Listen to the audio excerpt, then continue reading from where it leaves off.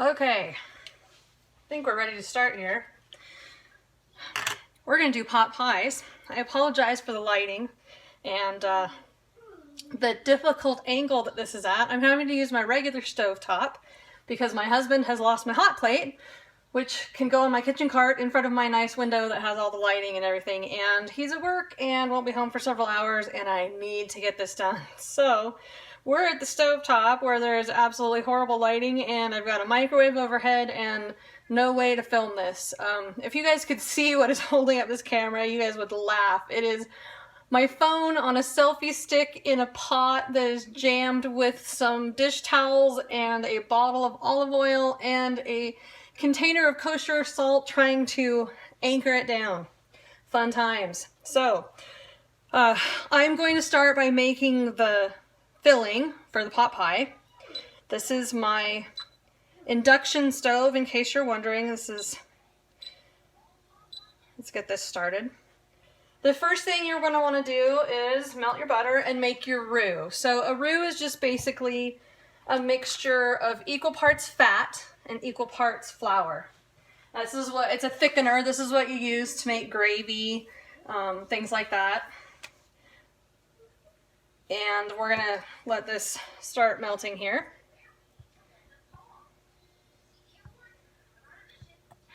I am using several things from my food storage or that has been previously made. My chicken is going to be from my canned stuff that I have previously pressure canned. My chicken broth will also be from stuff that I have previously canned in my pressure canner. So you'll notice it's going to be a little bit different color than what you might get out of a can. However, I highly recommend going with whatever is easiest for you. You're going to see me pull out some easy, lazy tricks. I have never, ever promised to be anything other than a lazy cook. I am such a lazy cook. So I go with whatever's easiest. I call it economy of effort. I want to conserve my efforts and make maximum use of them. So I'm going to use frozen, already done peas and carrots. I'm going to use frozen hash browns because I have some left over from our breakfast burritos, and they work great in this. And you're going to see the minced onions that I use in my onion soup mix. I told you I use those things in everything because I never keep, regular onions around. We never use them often enough. If I know I'm going to make a couple of meals all at once and they all call for some onions, then I'll have some. Of course, I use them for Thanksgiving, like when company's here and I really need to, make a great meal. I will use them, but usually for just keeping around, I just stick with the minced onions. So if you want to use raw onions, you can do that. You're going to put them in after you melt the butter and you're going to saute them in the butter. I'm not going to use them. I'm going to use mince, and if you saute them in the butter, they will brown too fast. So that's what you're going to see me not put them in until a little bit later. The original recipe that I've kind of worked off of calls for celery, and my family will not touch that stuff. So I'm also leaving out celery. You may feel free to add it in there if you like that taste. If your family likes it, I mean, that's kind of the original mirepoix, the celery, the onion, but my family just won't eat it. So, okay, I'm going to turn this down a little bit. I've got my butter melted. And you're going to want a wooden spoon. You're also going to want a whisk because you're going to need, once you get this roux going, you're going to need to whisk the stuff together. So I'm going to put in my flour. So I started with, and I'm doubling my recipe because I'm going to make 2 deep pies. So I started with 2/3 cup of butter. And again, it's the same amount of fat to flour, so 2/3 cup of flour. I'm going to put this in here. I'm going to cook it, and you want to let it cook for a minute or two to kind of cook out the floury taste. Another secret with making a roux is you need to cook it and let the butter brown depending on the meat that you're using. So if you're using turkey or chicken, you don't want to cook it too long because you want the roux to stay kind of light colored, but if you're doing beef, you want to cook it until the butter has browned. And that's how you get a nice deep brown color for your gravy. So I'm just gonna let this cook off a little bit so it doesn't have that real strong floury taste.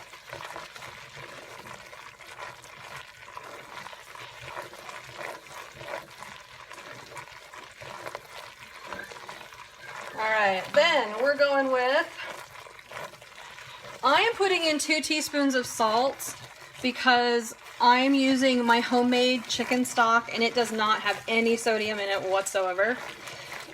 So I'm using a little bit more than I might if I was using the store-bought stuff. Then I've got a half a teaspoon of black pepper. And you can wait and put this in after you finish your roux if you want. I just throw it in here. And I'm also going to use a teaspoon of garlic salt.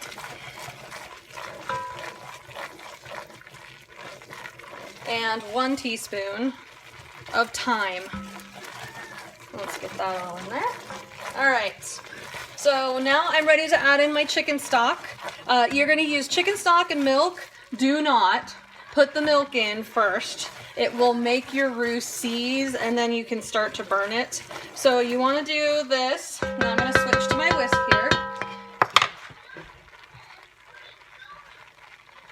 And I apologize because this is going to steam up in front of the camera, but you're going to put your chicken stock in and you're going to start whisking it in. Little by little. And as the temperature rises, you see that, you see how it's starting to thicken up there? There we go. Now I'm going to add the rest of it in.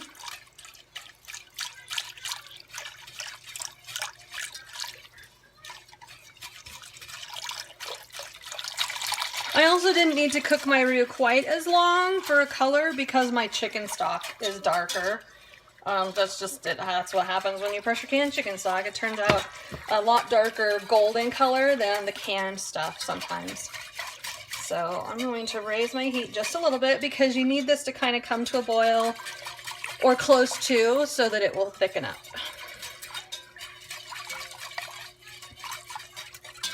This will, and it doesn't take very long. As you saw with that first little bit of chicken stock that I put in, it thickens pretty fast. So we're going to let this come up to temperature and thicken. I just like to get mine thickened before I put the ingredients in. You could actually put the rest of the ingredients in at this stage and continue to let it heat up till it thickens. I just find that it's harder to kind of stir and make sure that there's no lumps in there with all that stuff, because I like using the whisk to break up any potential flour lumps, and looks like I've got most of them out. It's getting there, just another minute or two, and it will probably be pretty thick. Now, it may not seem like a really thick gravy to you at this point, but we're going to put in a ton of stuff. So, and you don't want a mushy, like, drippy inside to your chicken pot pie. Well, maybe you do, but I don't. I like mine to hold together pretty good. So this is, you know, I think that's about how we're, yep, that's about as thick as we're gonna get. Let me dump this spoon in. I'll give you an idea of kind of how thick it looks.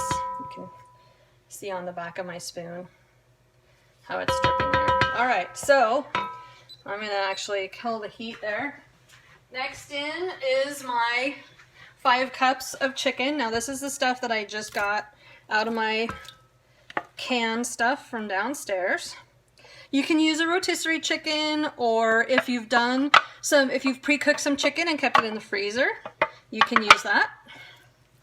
Or, like I said, rotisserie from the grocery store or Costco, or leftovers from another meal. As long as it's not seasoned too strongly, you're good to go. All right, mix that in there. Okay. Now we've got 1 cup of milk. Kind of add in the creamy texture. You could go with heavy cream if you wanted to, but I find that we do okay with whole milk. That's all my family will drink is whole milk. They won't do any of the other stuff. So this is whole milk. We're gonna get that added in there and incorporated.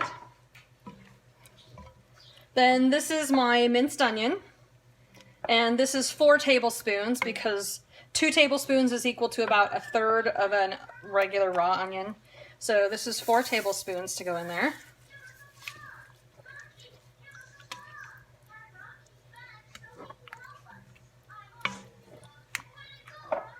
All right, now I'm going to add in, this is just packages of frozen peas and carrots that I got at the store yesterday because we were completely out. And this one I usually just eyeball. Some people like more vegetables, some people like less. So you just put in what feels like a good amount for you. Sometimes I'll put, I'll put 1 package in. Oh, there's another pea in there. And then add my potatoes, because I like potatoes. I know a lot of recipes don't call for them, but I grew up going to Marie Callender's in California, and we would always get their chicken pot pies and their cornbread meals. So I grew up with potatoes. They had potatoes in their chicken pot pies. So I just grew up with potatoes in my chicken pot pies. So these are just the hash browns that I used from the breakfast burritos the other day, and I had half a package left. So I have to break it up because I don't want to put a big chunk in there. Get too many. Again, you just kind of put in what your family likes. I happen to like a lot of potatoes in mine. So I go kind of heavy on the potatoes. And that does not look like near enough potatoes for me. So I'm going to smash up some more. And we're still hot, so there we go, that'll break up. I'm gonna add a little bit more. You can use raw potatoes and cook the sauce longer. It's not very easy, so I like to use the frozen ones or pre-cook your potatoes. You can like parboil them for like half the time that you normally would, or even the full time if you want to make sure that they're really soft. Get that in there. Actually, I think that's a pretty good mix of vegetables. I might put just a little bit more in. Again, I apologize for not having me in the video and for the tight shot on this, but at least the good thing about that is you can't see the background, so you can't see how terribly messy my kitchen is. So I haven't cleaned it yet this morning. All right, get this all incorporated. There we go. It's not too dry, but it's not dripping liquid. So, I mean, there's a good amount of gravy in there, but not so much that it's gonna ruin your pie or make it soggy or kind of... When I cut my chicken pot pie, I want it to kind of hold together a little bit, so that's why I don't like a lot of liquid in mine. But if you like yours to be wetter, you could certainly do a little bit more roux or add more chicken stock so that the gravy isn't as thick if you like that. All right, and there, I'm going to turn off my stove. There is our filling ready to go into our pies.